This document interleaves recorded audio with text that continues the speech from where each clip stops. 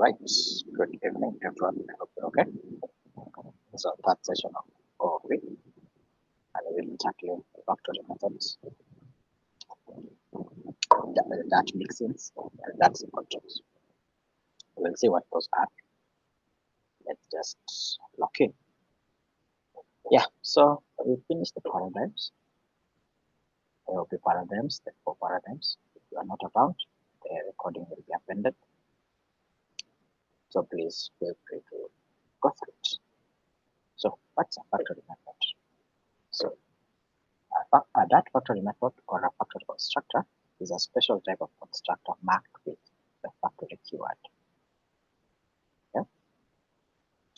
Marked with factory keyword. Unlike regular constructors that always create new instances with their classes, a factory method can return an existing instance, an instance of a subtype, or perform complex logic before creating and returning a new instance. So this is just like a constructor, but unlike a regular constructor, it can this one now returns an existing instance. It's commonly used for validation, as in the Circle example that we are going to do. It's used for caching, implementing singletons, or creating objects based on dynamic conditions. So it's just like a constructor that's this one can return an existing instance. So let's have a look. So allow me to check this code. It's a very short one. It's a very long one, sorry. I hope somebody can text me if you want, so that we can put this code there. Oh, I'm not clear. Am I clear now? Am I clear now, Veronica?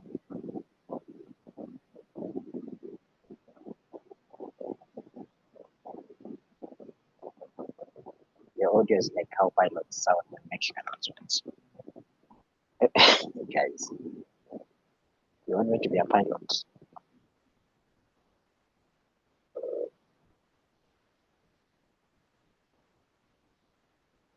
How about now? Gitonga?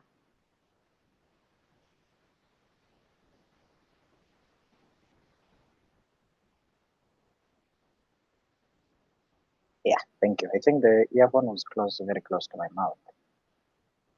So I've sent you the code, just observe it as we explain it in class. So factory method. Factory method. So I'll just send you external resources for this. It's a very long thing, but it's just sit down. So here we have import map, that map. This is the library that we use to import all mathematical constants such as pi for calculating the area that we will do. So we have class circle, which is now, this is our blueprint, a recipe for making circles.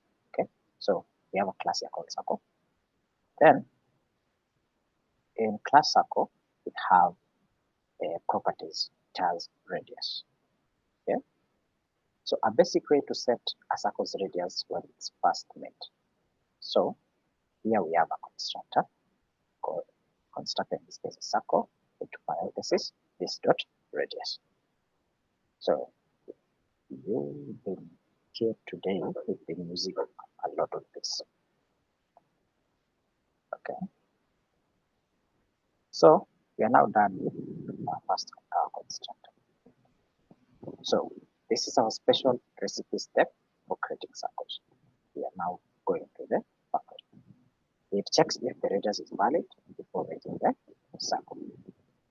So factory circle. Okay. Factory circle. Remember we said that factory is used for validation. Factory circle dot create into brackets double radius, the opening function. Remember, we said that a factory method is actually a method. So which makes it a function. So factory method is just a method.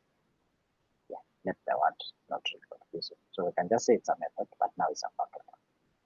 So inside the method, if the radius is 0 or negative, we stop and throw an error. So here we're just trying to look at some of the validations to see if we can proceed or we go back.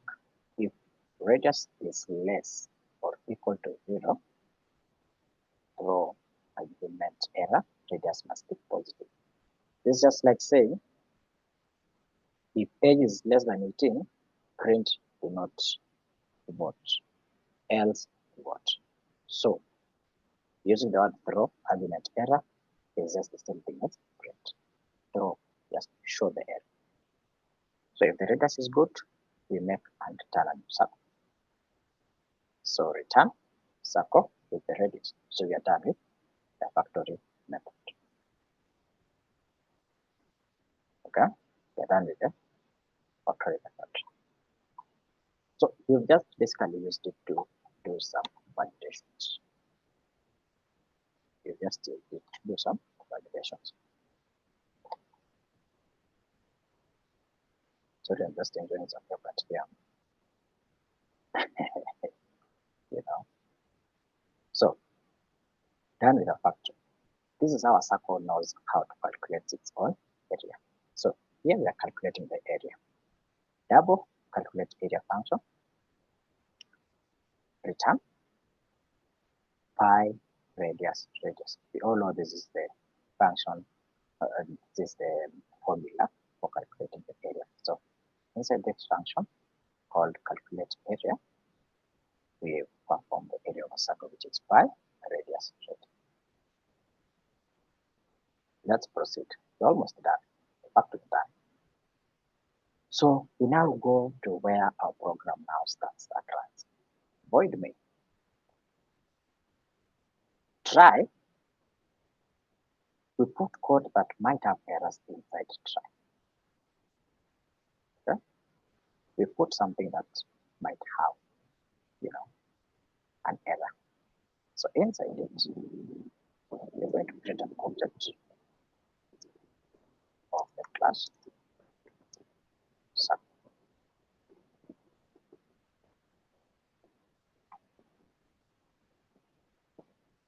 We're going to create an object of the class sub. So what did we say? How do we write an object? Class name must be. So circle, which is the class name that we had at first. And then we write the object name is equals to the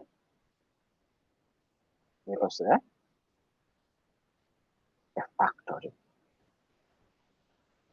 See now, we now refer to our factory method, which was circle.create and its radius was a double.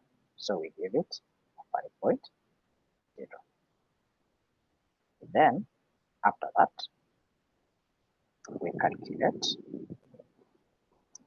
the area.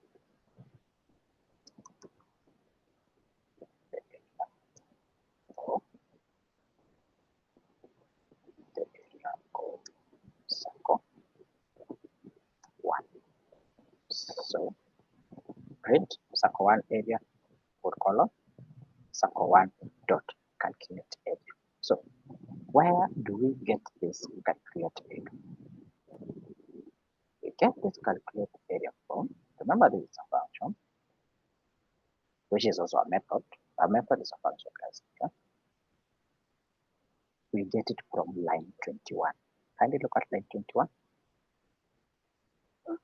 What does that method do? It shows the circle that this is your formula for calculating your area, right?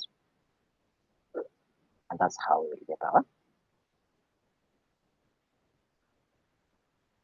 area of the circle with 5.0. Now we try to make a circle with a bad radius. Remember we used a validation that says if the circle is less or equals to 0, throw invalid radius. Which was the other option? Proceed with calculation. So our factory constructor will stop this and throw an error. Because we all know that there's no circle with negative 3 radius, unless I don't know how it looks like, but it doesn't exist. So circle 3, we're also creating another instance of the same circle, instance 2, which is object 2. And then we just perform the same area. We assign it some radius in the parentheses. Remember, there's a parameterized constructor. We just have its area inside. Then it will not proceed simply because the radius is negative. So this line won't be reached because of the error above. So this line will not happen. Okay, simply because it's remember there's no circle with a negative radius.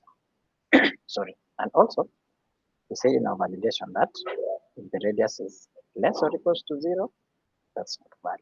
So, cache. So we are now caching. Remember we said factory is used for caching. If an error happens in try, it jumps here. So if you get any error here, if you get any error here in try, the code will automatically jump to this.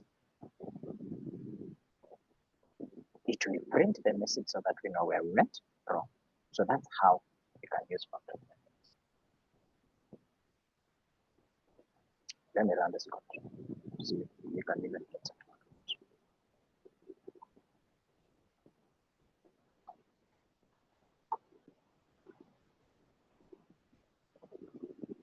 Circle 1 area size is 78.5. Circle 3 size invalid arguments, radius must be positive.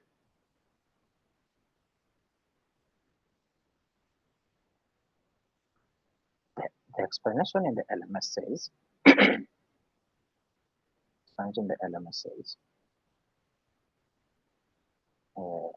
the code creates a circle blueprint. You've seen that. We created circle 1 and circle 3. The circle recipient, every circle has radius, it has inside. We have a special circle create step.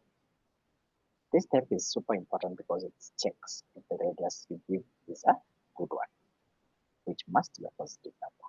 If you try to make a circle with not a still radius, with an invalid radius like 0 negative, it will stop and give an error instead of making a bad circle. Yeah. Once you have a valid circle, it knows how to calculate its radius. Yeah. So in the main part of the code, we successfully make a circle, and circle 1 with a radius of 5. We print out its area. Then we try to make circle with bad radius, -3, because of our special circle create step. The code catches this mistake and simply prints the error message telling us why couldn't make the circle instead of crashing the program. So that's how we use factory. Mostly used for validation. So you might be wondering, why are we doing all this? We touched on methods today, and this is just an elaboration of it. How else can we use methods? We have factory methods. How else can we use it? This is one of the ways. Just to look like a pro, perform caching, validation, things like that. Right. So how do we? Have you seen the code? Have I shared the code with you? On the Q&A. I'm done. Yes, you have. Yeah, that's the code. Can I ask a question? Yeah, it's a bit out of the main story about factory. How does the catch work? How it's catch E and it's printing and the so message that was in caching in that, right? factory. So there's so many ways in which that caching works. One of them, let me just get a simple one. Hashing, try cache. Yeah. So this is just majorly for error handling. Okay? Mm. It's mainly used for error handling. It's actually typed as it's actually cache. Yeah, caching or capturing an exception stops the an exception stops the exception from propagating. So caching an exception gives you a chance to handle it. So in short, you're just trying to catch this error. Okay? Mm. And you handle it before it proceeds. You try and you catch. Let me get a very short example.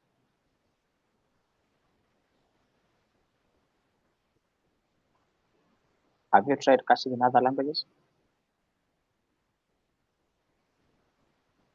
I've finished before in court, but that's why I'm asking, because I You know it's finished it? for I've seen it in other codes like React, where validation of forms they use the time catch for form validation. Gosh, yeah, it's mostly for validation. Like you can you know. So in what I'd say, it's what you usually call back after you get an error. You see, once you throw an error, you call it you call it back. So the ways in which you can use, we have cache error, we have then with cache error. You can also have async. We will see those things in utilities, branch utilities, but I'll just share this because it's relevant.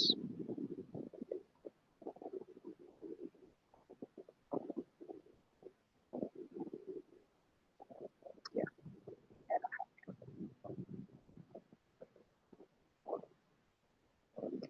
I'm sure maybe you've seen cache in your phone, something like that. Yeah. So singleton is another example of the methods that we use. When it comes to the singleton pattern, this pattern ensures that your class only has only one in global access. So the word singleton ensures that your class has only one instance within global access. Global access means the entire code, keeping your app organized and chaos free. Why? Multiple instances can lead to confusion. You see, there's a time we wrote one class and we created like 3 objects out of it. Why? Multiple instances can lead to confusion, like having two local storage wizards arguing. With a singleton pattern, calling my class gives you the same instance every time.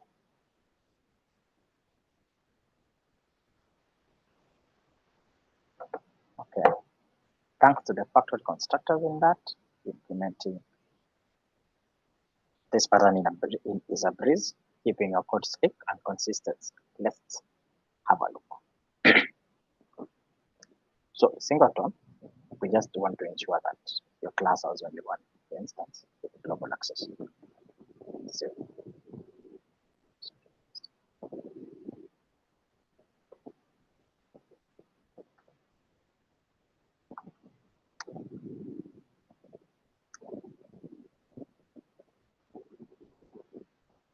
yeah, so let's observe this.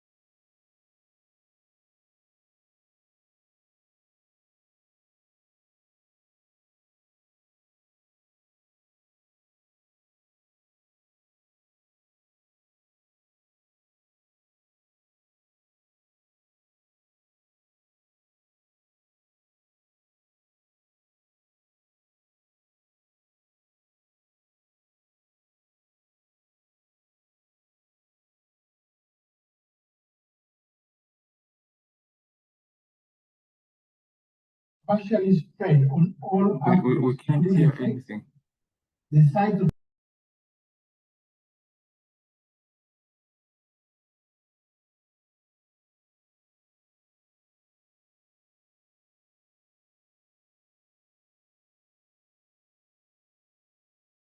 I think you cannot explain it. So, so here we declare class name, a new class named singleton. Okay? So, class singleton, and inside the class, we declare a single unchanging, in brackets, final instance of singleton. So here it's created once when the class is first used. That is, underscore instance is private to the class. So we are just here we are creating an unchanging final instance of the singleton, like the final instance of it. So static final singleton underscore instance is equals to singleton dot underscore internal. So basically here we've declared a single unchanging stroke the final instance of the singleton. We created it once when the class is first used. Okay, so let these words not really confuse you. Okay,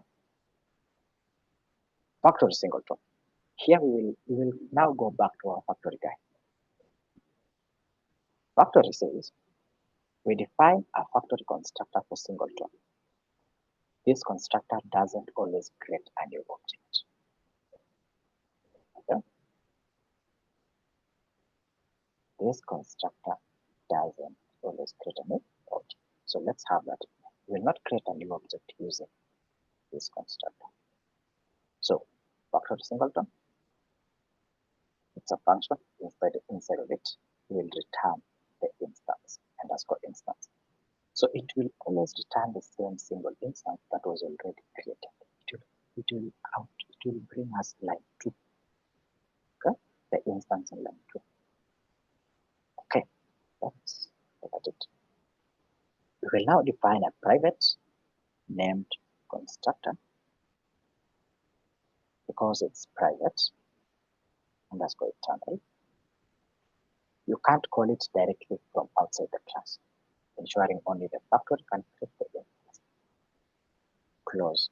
Then now we'll close the singleton class definition. So here in line 1, we've created a private named constructor singleton dot internal dot underscore internal.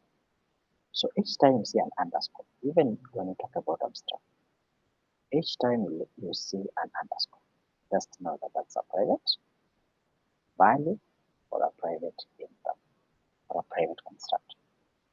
So we pretend that private constructor there, which will not be accessed, or rather, you can't call it directly from outside the class.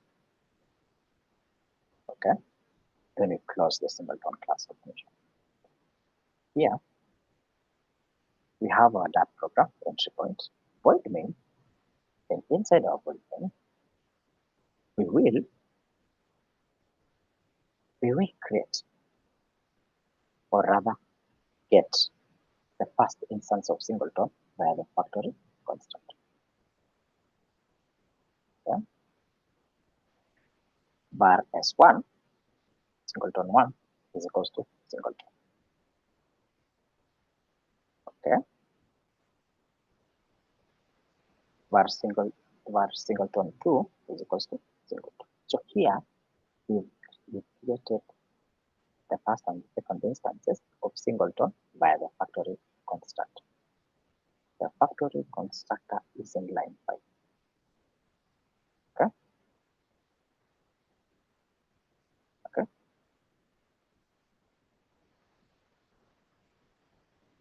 Have you seen line 5? Okay. Then I assume the silence means I've seen it. So we'll print true to the console because these singletons are identical. Print identical, this one is true. So this will print true to the console because they are identical. Okay. So this will check if two variables refer to the exact same object in memory, which they do in the singleton pattern. So in short, singleton means we are just going to create one instance of the singleton class. Okay? One instance of the singleton class. Let's try this.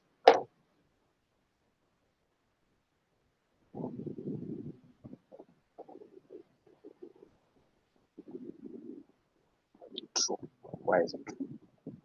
Because instance 1 is the same as instance 2.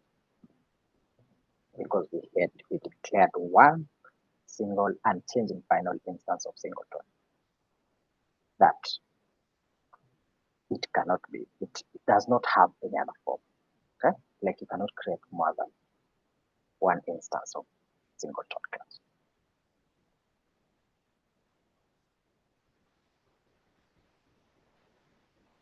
You can need to go ahead and provide extra examples so that we can avoid that.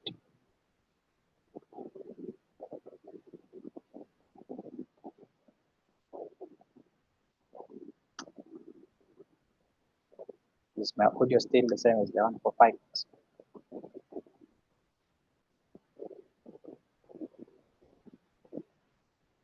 Singletons.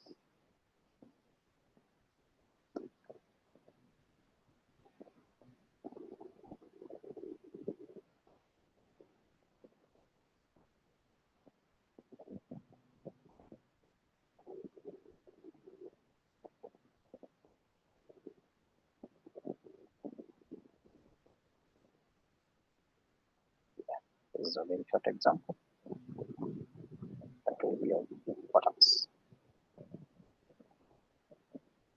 Somebody text me in the Q&A. Okay,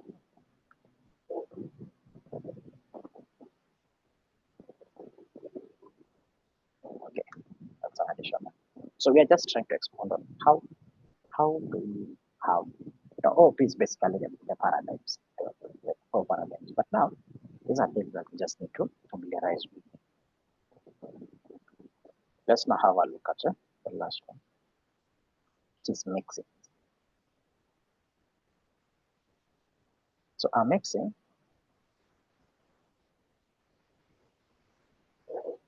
mixing are the cool kids for coding playground. Okay? They let you reuse code across different class hierarchies without making a messy sandwich of vegetables.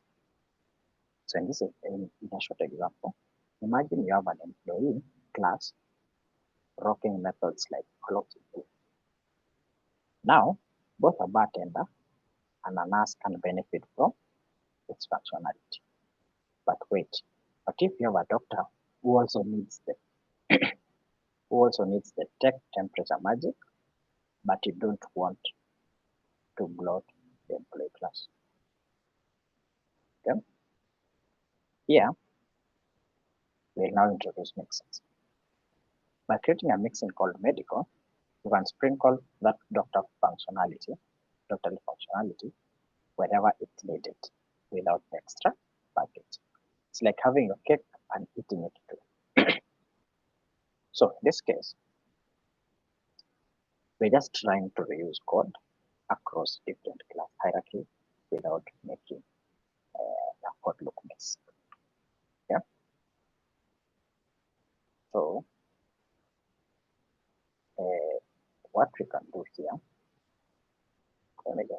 more example.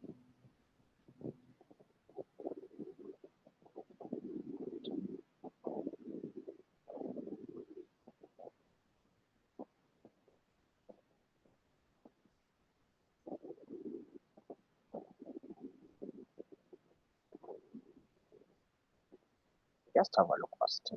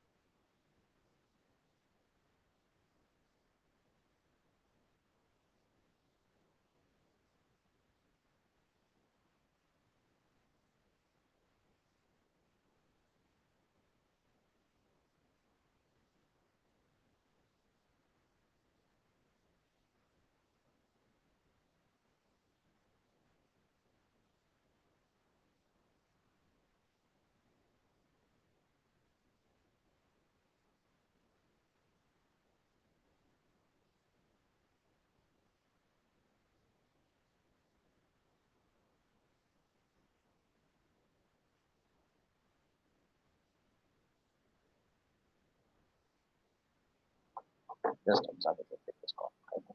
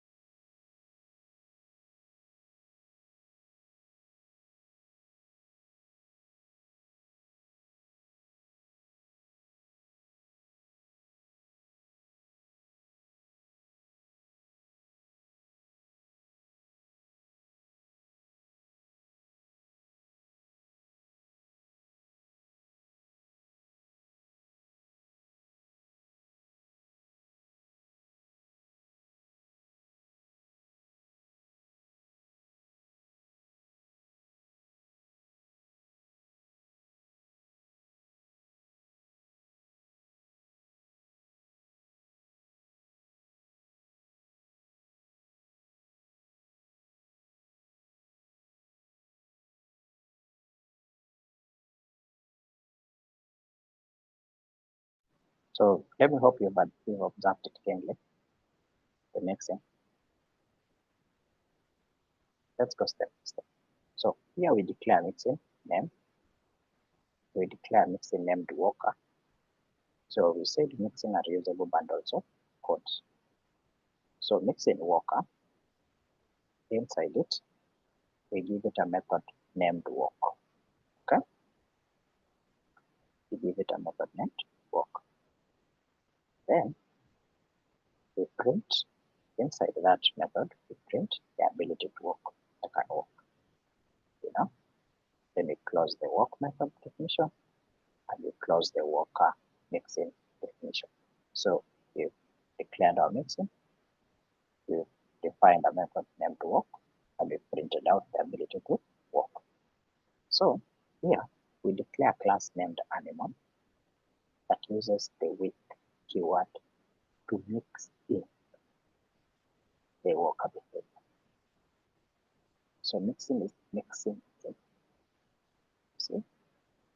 So we all know that an animal can walk if it's a land animal, maybe.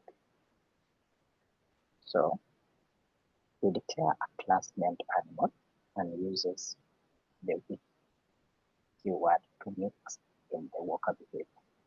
Okay? So class animal with worker. You see, class animal with worker.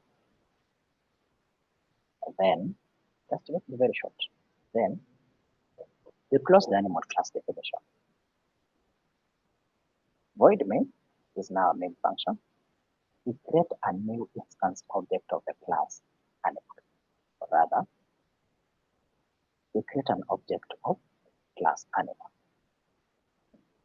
We say that an object is an instance of a class. Okay? So var dog,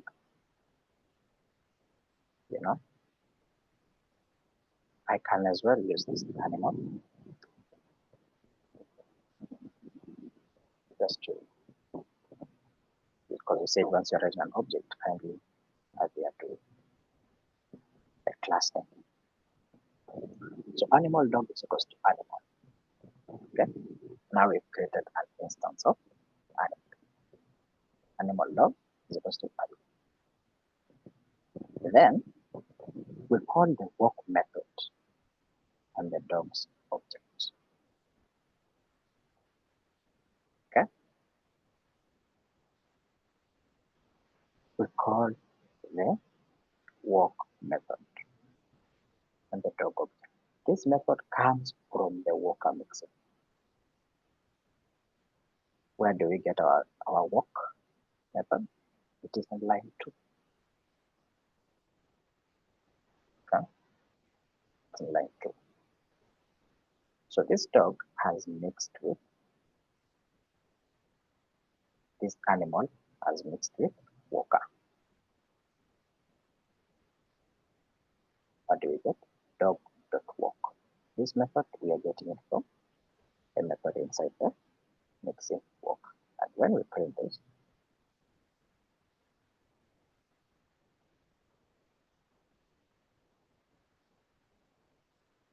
I can walk.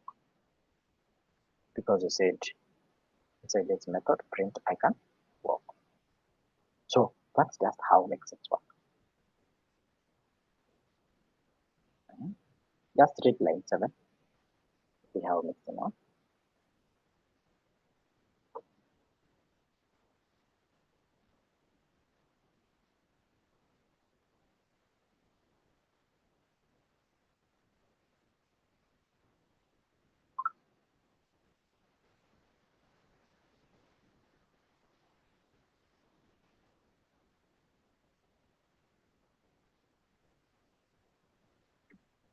Hi, sir. I have a question.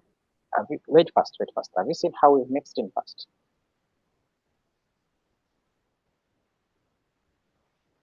Have you seen how there's a mixing?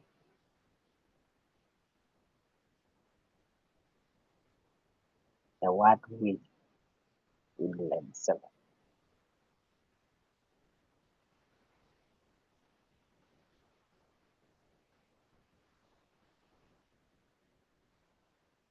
Okay, proceed with the question.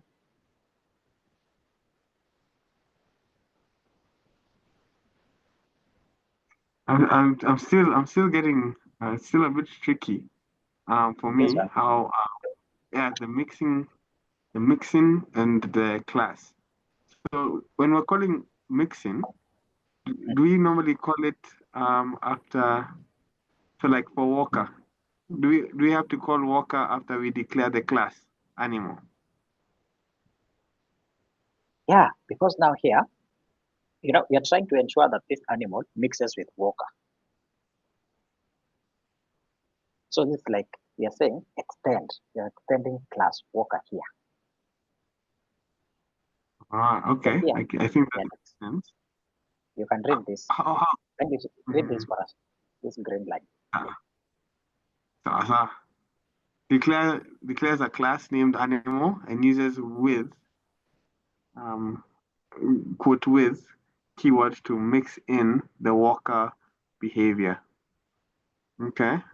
I'm understanding. Now let me ask you, what happens if you just create a class animal, and in that class we have a function walk. Is it the same as mixing? Your code will, you will just have a function, a method walk, right? But now we are trying to achieve mixing here, whereby we are trying to reuse the code of walk. We are trying to just look cool, just reuse codes instead of us just writing everything. We just reuse the code.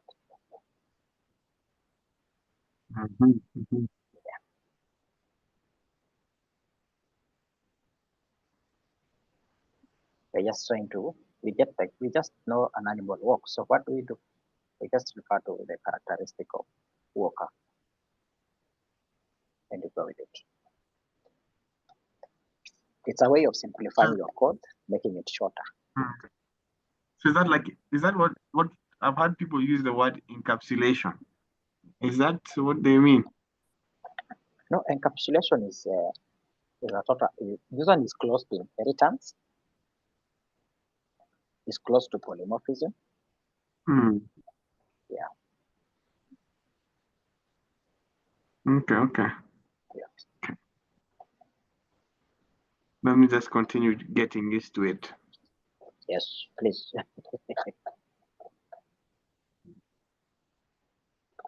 George, are you there?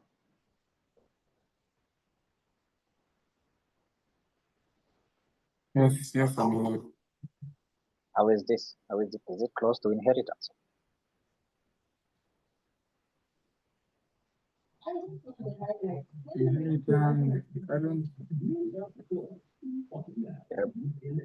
You go to inheritance or maybe abstraction, you'll just see something here like extends.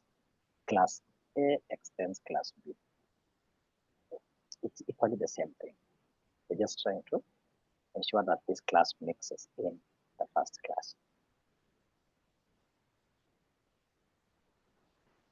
But you can do more things other than print only with this. Yeah, you can do many things. We just use the basic example so that the introduction doesn't look terrible or rather conk. But feel free to manipulate. In fact, let me share this code with you. Feel free to manipulate this code and tell us what else you can do with it. Because there's no end for this thing, It's just one short example for it, but I'm sure you can reuse. Remember, this is called reusability.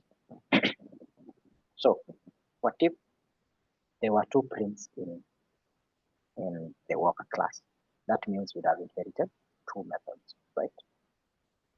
Or rather, we'd have mixed it, two methods. So kindly text me here so that I can append this code.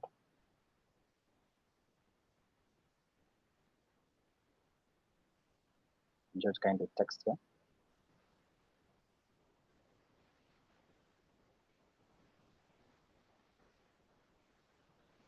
No, on the Q&A, you will not be able to copy it from the chat.